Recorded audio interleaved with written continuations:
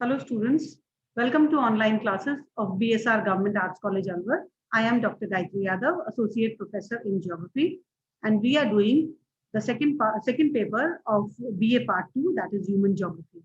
Students, the topic that we are taking today is Migration of Population या जनसंख्या का स्थानांतरण.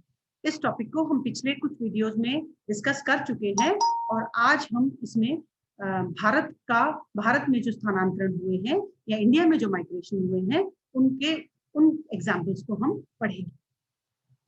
भारत प्राचीन काल से ही घनी जनसंख्या का प्रदेश रहा है. यहाँ की उर्वरा भूमि ने और नदियों के कृषि प्रधान बेसिनों ने बाहरी मानव वर्गों को आकर्षित किया है. तो स्टूडेंट्स, हम सब जानते हैं कि भारत एक विविधता को लिए हुए भूमि है और यहाँ पर बहुत सी ऐसी वस्तुओं का उत्पादन प्राचीन काल से होता रहा है जो विदेशियों को आकर्षित करता रहा है, जैसे कि यहाँ की कपास, यहाँ की चाय और यहाँ के गरम मसाले. भारत शुरू से ही एक अग्रेरियन इकोनॉमी रही है, यानी एग्रीकल्चर या कृषि भारत के लोगों का प्रमुख व्यवसाय रहा है.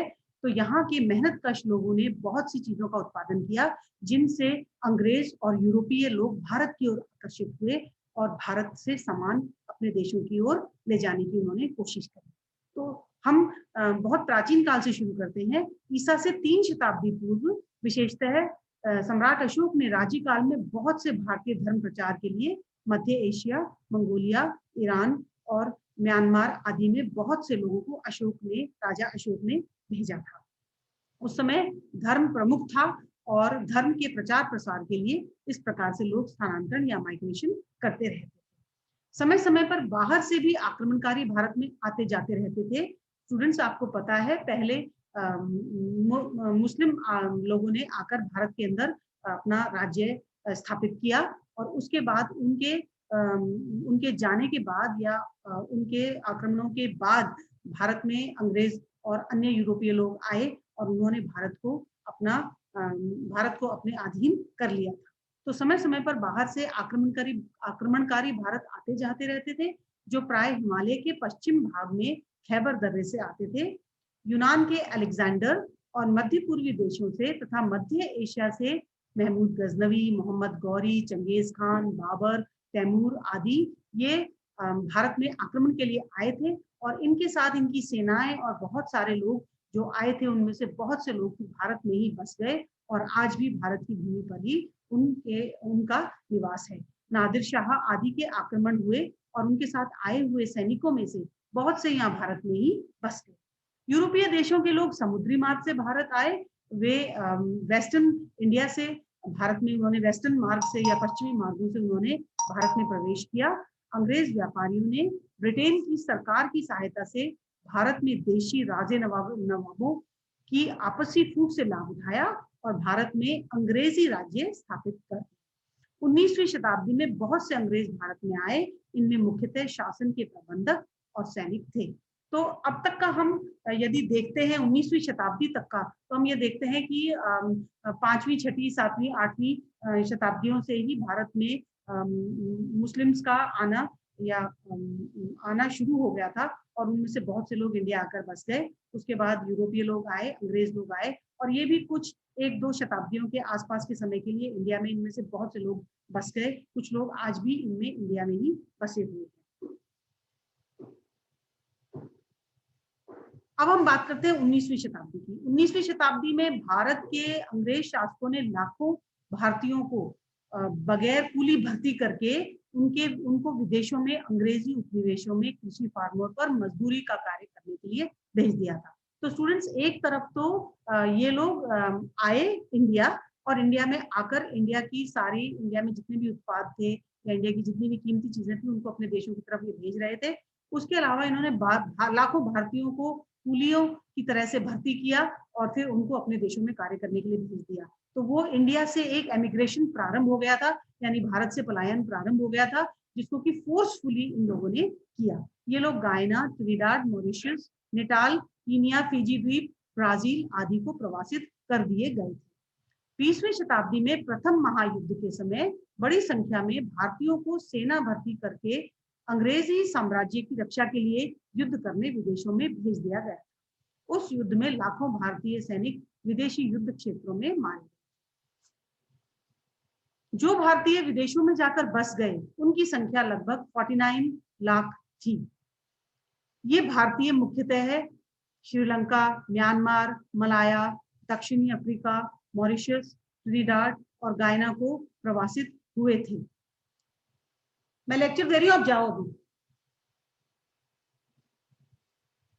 इसके अलावा भारत और पाकिस्तान के बीच धार्मिक कारणों से जनसंख्या का स्थानांतरण बहुत भारी संख्या में हुआ था। पाकिस्तान से लगभग 1 करोड़ हिंदू व्यक्ति भारत में आए थे। भारत से लगभग 1 करोड़ मुसलमान पाकिस्तान में पहुंचे थे। पाकिस्तान गए हुए कई सहस्त्रों मुसलमान 1947 से 1952 तक वापस भारत में ही आ गए।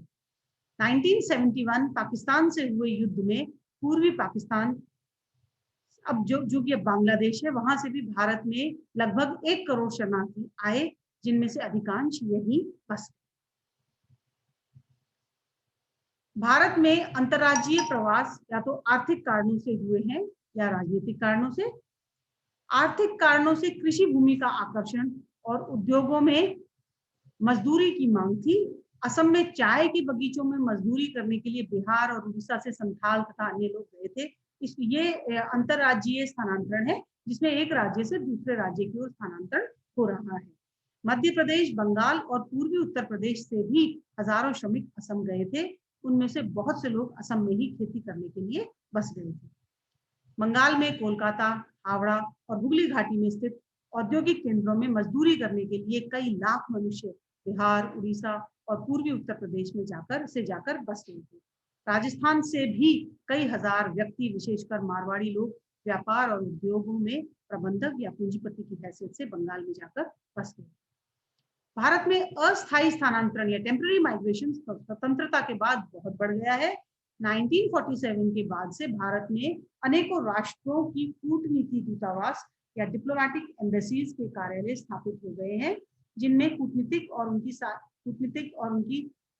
और उनकी सहायक रहते हैं। इसके अलावा हजारों अमेरिकन, रूसी, जर्मनी आदि भारतवर्ष के औद्योगिक कारखानों में, नदी घाटी योजनाओं में, खनिज पदार्थों के उत्पादन में, परिवहन संचार के विकास कार्यों में, इंजीनियरिंग कॉलेजों में और शिक्षण संस्थाओं में कार्य कर रहे हैं।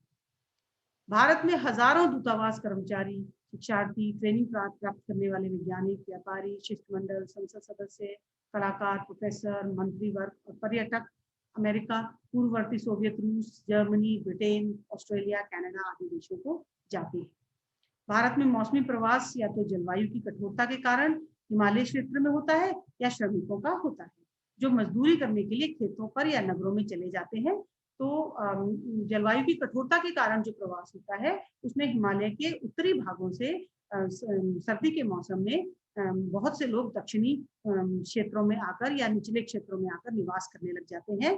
और जो श्रमिकों का जो मौसमी प्रवास होता है, वह मजदूरी के समय जब खेतों में काम होता है, तब वो लोग शहरों से, नगरों से शहरों की ओर, उनके गाँव की ओर चले जाते हैं और फिर वापस अपने नगरों पर आ जाते हैं। औद्योगिक केंद्रों के आसपास निवासी दैनिक स्थानांतरण या डेली माइग्रेशन करते रहते हैं। तो ये था आज का माइग्रेशन का टॉपिक। इसके साथ ही हमने माइग्रेशन कंप्लीट कर लिया है। इसके लिए मैं जो भी असाइनमेंट आपको दूंगी, आप उसको करके और व्हाट्सएप ग्रुप पर डाल सकते हैं। तो आज के लिए बस इतना ही। Thank you and have a nice day.